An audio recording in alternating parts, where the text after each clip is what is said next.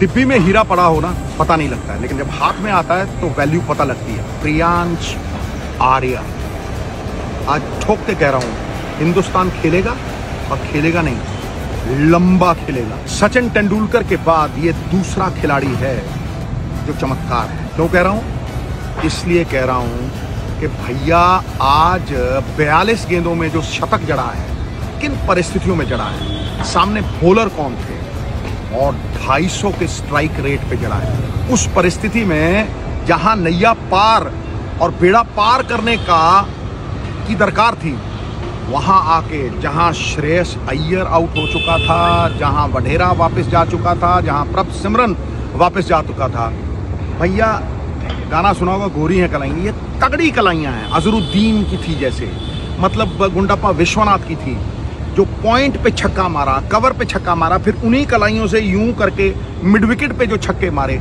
सारी रेंज घुमा दी है। बॉलर कौन थे सामने? पतिरान, जडेजा, 500 विकेट लेने वाले टेस्ट क्रिकेट में अश्विन, ये सामने बॉलर थे। नूर, जो बॉलरों को घुमा देता है, उनके सामने ये करना और एक हारा हुआ मैच पंजाब की जेब में डाल देना, ये गजब है भाई। बहादुर कब किसी का आसरा एहसान लेते हैं, उसी को कर गुजरते हैं जो मन में ठान लेते हैं। याद रखना, लंबा खेलेगा और तगड़ा खेलेगा। Priyansh Arya, you beauty.